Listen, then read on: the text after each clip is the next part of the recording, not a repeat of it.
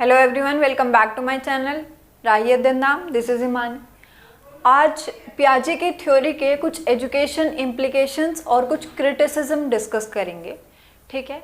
और इससे पहले हमने पूरी पियाजे की थ्योरी पढ़ी है, उसका बेसिक पढ़ा है, जितने भी उसके बेसिक्स हैं या इम्पॉर्टेंट टर्म्स हैं।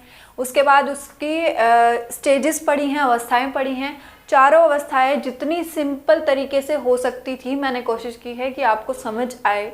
उसके बाद बात आती है क्रिटिसिज्म की एंड एजुकेशन इम्प्लीकेशंस की, ठीक है। तो अब चीज़ों को थोड़ा सा प्रैक्टिकली लेके ही चलने की कोशिश मैं कर रही हूँ कि चीज़ों को आपकी लाइफ से रिलेट कर पाऊँ, ताकि आपको अच्छे से समझ आ पाए और इजी वे में आ पाए। तो स्टार्ट करते हैं, बात करते हैं कंस्ट्रक्टिविज्म की। कंस्ट्रक्टिविज्म है क्या, है ना। ये क्या है, ये निर्माणवाद है। क्या है, निर्माणवाद है। ये निर्माणवाद है क्या, है ना।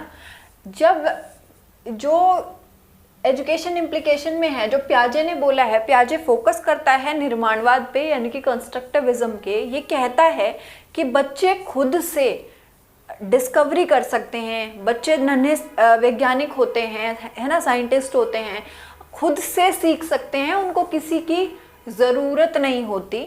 जैसे जैसे एज बढ़ती जाएगी वैसे वैसे बच्चे की लर्निंग अधिगम होता जाएगा, ये कहते हैं पियाजे। उनका मेंटल डेवलपमेंट होता चला जाएगा, कॉग्निटिव डेवलपमेंट होगा, ठीक है। ये सारी चीज़ें पियाजे ने बोली हैं। तो क्या है, सबसे पहला जो एजुकेशन में जो हम इम्प्लीकेशंस कर सकते हैं, यानी कि शैक्षिक जो आशय हो सकते हैं, वो पियाजे की थ्योरी के क्या हैं। तो खुद से ही सोचो, अब तक जितनी थ्योरी पढ़ी है अगर उसके बेसिस पे भी सोचोगे तभी भी बहुत सारी चीज़ें आपको क्लियर होंगी। निर्माणवाद में क्या है कि यही चीज़ है, बच्चे खुद से डिस्कवर कर सकते हैं, खुद से लर्न कर सकते हैं, प्रॉब्लम सॉल्व कर सकते हैं, उनको प्रॉब्लम सॉल्विंग एक्टिविटीज़ दी जाए, ये कर सकते हैं। एजुकेशन इम्प्लीकेशंस में क्या होंगे, डिस्कवरी, ठीक है, उनको डिस्कवर करने के मौके दिए जाएं। ऐसा हम एजुकेशन में इम्प्लीकेशन कर सकते हैं, है ना। डिस्कवरी करने के मौके दिए जाए, और क्या है,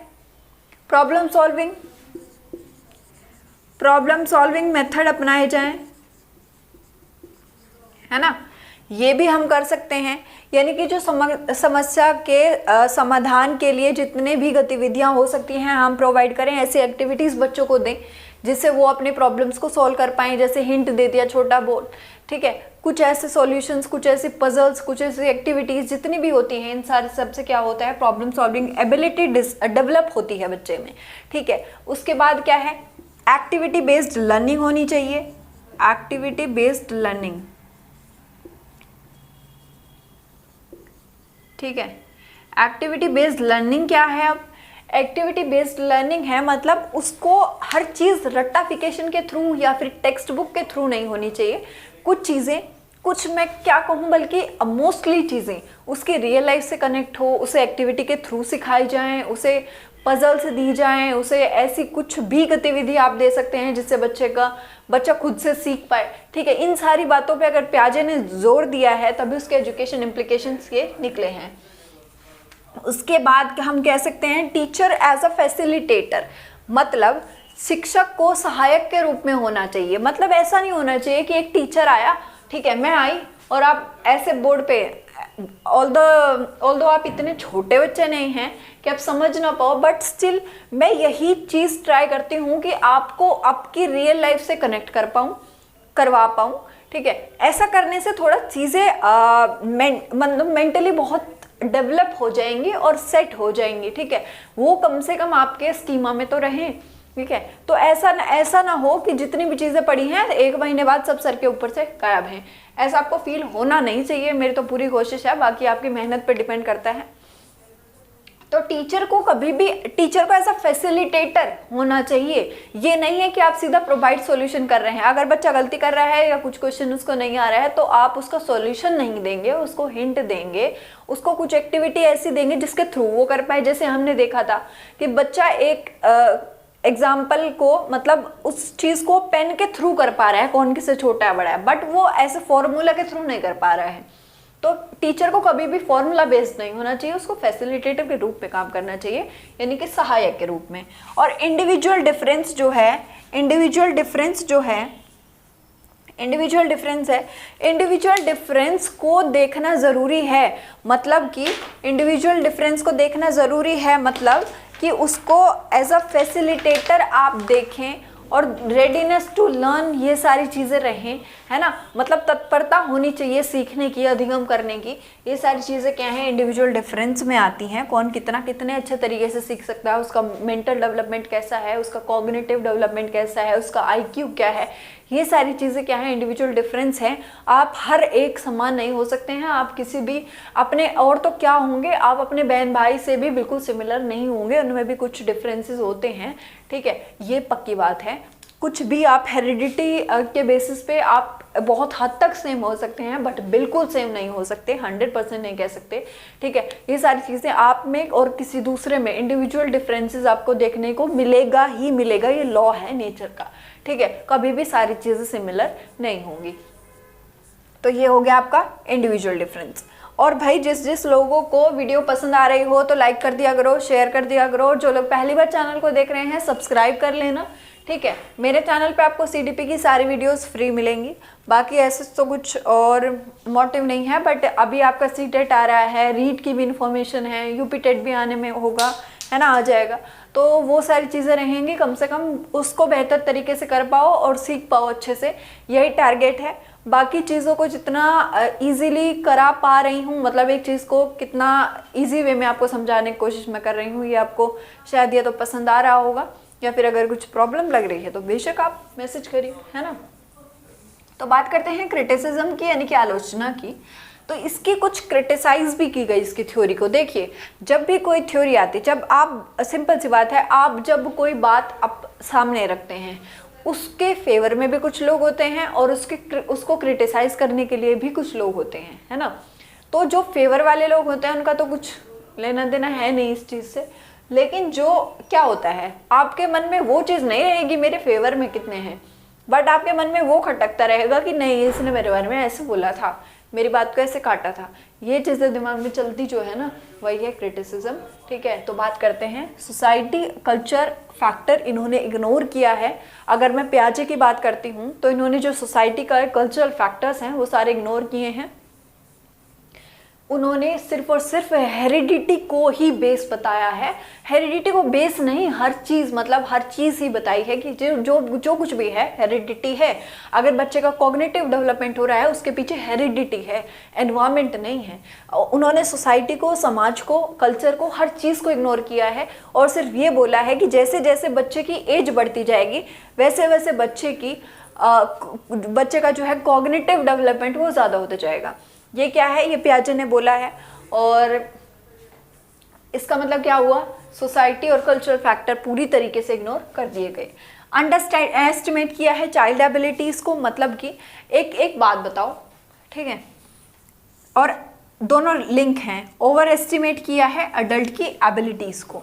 एक चीज़ होती है, आपने देखा होगा, अगर आपके आस पड़ोस में या आपके नॉलेज में कोई भी बच्चा हो, छोटा बच्चा हो, आप देख सकते हैं कोई बच्चा बड़ों से भी समझदार होता है। बड़ों से इन द सेंस जो उसकी एज होती है उससे के ऊपर जो एज वाले हैं वो उनसे कहीं ज़्यादा समझदार होता है। तो क्या है, उसके कॉग्निटिव डेवलपमेंट बहुत अच्छा हुआ है, हो सकता है उसको ट्रेनिंग बहुत अच्छे से दी गई, हो सकता है उसको एनवायरनमेंट बहुत अच्छा प्रोवाइड किया गया हो, चाहे what ever the reason is, but the thing is कि वो बहुत बेहतर तरीके से सोच पा रहा है, इतना उसके ज़्यादा एज वाले बच्चे भी नहीं सोच पा रहे हैं। तो ये क्या हुआ, अंडर एस्टिमेट किया गया है बच्चे की एबिलिटीज़ को, समझ गए, मतलब उसकी क्षमता को कम आंका है। और अगर मैं बात करूं ओवर एस्टिमेट किया है एबिलिटीज़ को, क्योंकि पियाजे ने बोला है कि जो आपकी एज है, मतलब जो बच्चे की एज है, जब जब वो बढ़ती जाएगी वैसे वैसे उसका कॉग्निटिव डेवलपमेंट होता चला जाएगा। बट क्या आपको लगता है कि ये चीज़ सही है?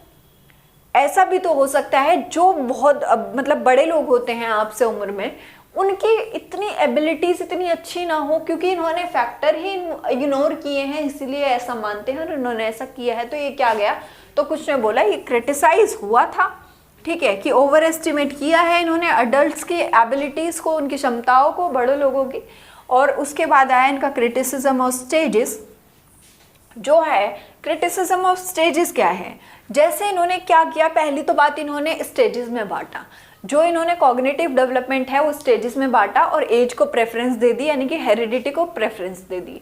इन्होंने सोसाइटी और कल्चर के सारे फैक्टर जब इग्नोर कर दिए तब आया ये क्रिटिसिज्म ऑफ स्टेज। क्योंकि अगर आप बोल रहे हो कि एक बच्चा है, यहाँ बता रही हूँ, अगर आप बोल रहे हो एक बच्चा है, यहाँ दूसरा बच्चा है, और ये स्टेजेस है, ठीक है, मान लो स्टेजेस है, ये स्टेज है, ये पियाजे ने जो जो चीज़ें बोली हैं इस स्टेज में डेवलप होनी है। कुछ बच्चों में ऐसा भी देखा गया है कि वो सारी चीज़ें सेकंड स्टेज में डेवलप हो रही हैं, और जो कुछ चीज़ें सेकंड स्टेज में डेवलप होनी थी वो फर्स्ट स्टेज में डेवलप हो रही हैं। ऐसा भी हुआ है, बिल्कुल होता है, ठीक है।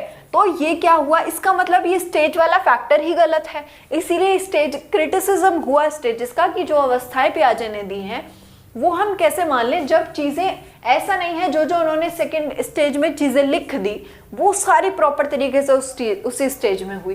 कुछ चीज़ें ऐसी भी रह जाती हैं बच्चे में, जो अगर मैं बात करूँ सेकंड स्टेज की 2 to 7 ईयर्स, जो 8वें साल में डेवलप होंगी या 10वें साल में डेवलप होंगी, और जो 8वें साल में डेवलप होनी थी वो उसमें 6 साल में डेवलप हो रही हैं। तो इंटरचेंज हो रहा है ना, मतलब कि जो स्टेजेस हैं, अवस्थाएं हैं, ये तो आगे पीछे जा रही हैं। तो क्या हुआ, इसका मतलब स्टेजेस में डेवलपमेंट नहीं होता है। और इन्होंने तो कह दिया कि जो डेवलपमेंट होता है कॉग्निटिव डेवलपमेंट, वो बच्चे का मतलब लाइफ लॉन्ग नहीं होता है, वो बच्चे का मतलब प्रॉपर स्टेजेस बांट दी, स्टेजेस में बांटने के बाद उन्होंने बोल दिया इतनी चीज़ें इसमें होंगी, इतनी चीज़ें इसमें होंगी और इतनी ही इसमें होंगी, और इसके बाद ये ख़त्म हो जाएगी। ऐसा नहीं होता है। जो मतलब डेवलपमेंट जो है ना वो आपके जीवन पर्यंत चलता है, यानी कि लाइफ टाइम चलता है। ये सारी चीज़ों इन्होंने इग्नोर की हैं। तो ये हुए पियाजे के क्रिटिसिज्म और ये हुए पियाजे के एजुकेशन इम्प्लीकेशंस। तो क्वेश्चंस यहाँ से बिल्कुल डायरेक्ट बनते हैं, ठीक है, बिल्कुल डायरेक्ट बनते हैं। अगर मैं अब बात करूं तो ऐसे भी पूछ सकता है कि पियाजे ने क्या चीज़ अंडर एस्टिमेट की है या फिर क्या चीज़ ओवर एस्टिमेट की है। पियाजे ने कौन से फैक्टर्स इग्नोर किए हैं, हेरिडिटी के किए हैं कि सोशल या कल्चर के किए हैं। ये सारे क्वेश्चंस डायरेक्ट बनने वाले हैं। और कंस्ट्रक्टिविज्म तो है ही इंपॉर्टेंट, ठीक है। टीचर को कैसा होना चाहिए, टीचर को मतलब ऐसे क्वेश्चन डायरेक्ट नहीं देता है, आप क्वेश्चन को सॉल्व करिए तब आपको पता चलता है क्वेश्चन पुट कैसे करता है। ये क्वेश्चन आपको डायरेक्ट देखने को नहीं मिलता है, लेकिन टीचर बहुत कम जगह पे मिलेगा, बट कुछ जगह पे क्वेश्चंस आपको ऐसे देखने को मिल जाएंगे कि मतलब टीचर है, बच्चा है, बच्चे को क्वेश्चन करने में प्रॉब्लम हो रही है, प्रश्न का सॉल्यूशन करने में, यानी कि उसका जो भी आप हिंदी में बोलते हैं सॉल्यूशन को, है ना, हल करने में उसको तो प्रॉब्लम हो रही है। अगर उसको प्रॉब्लम हो रही है तो टीचर को क्या करना चाहिए, उसको बिठा देना चाहिए, उसको दूसरे बच्चे को दिखाना चाहिए करके उसको, या फिर टीचर को उसका सॉल्यूशन दे देना चाहिए, या फिर टीचर को सहायक के रूप में आना चाहिए और उसकी थोड़ी सी हेल्प करनी चाहिए। ऐसे ऐसे क्वेश्चंस आपको बहुत देखने को मिल जाएंगे। और अपना मन लगा के पढ़िए, क्योंकि अभी एग्जाम भी आने वाला है। तो टारगेट बहुत क्लियर फोकस लेके चलिए, और टारगेट एटलीस्ट किसी भी टेट में 120 से कम लेके मत चलिएगा, हो जाएगा। कुछ बच्चों के मेरे पास बहुत मैसेजेस आ रहे हैं कि मैम CDP तो आपका है, ठीक है, लेकिन बाकी सब्जेक्ट्स कितने हैं। मेरे चैनल पे एक वीडियो है how to crack CTET paper 1, जिन्होंने पेपर 1 का देखना है, और how to crack paper 2 CTET, ये आप देख सकते हैं जाके। ये हर टेट में आपको हेल्प करेगा। और जो भी मैं कह रही हूँ, किसी भी सब्जेक्ट में इतना टाइम वेस्ट मत करिए कि आपको आउटपुट ही ना मिले उसका, है ना, और चीज़ें किसी और ही डायरेक्शन में जा रही हैं और हमें ध्यान नहीं धरता। ये चीज़ें ना हो, इसीलिए वीडियो डाला है। बहुत जेन्युइन सा वीडियो है, और अगर आपको हेल्पफुल लगे तो लाइक कर देना, शेयर कर देना, ठीक है। और जो लोग पहली बार चैनल को देख रहे हैं प्लीज़ सब्सक्राइब कर लेना।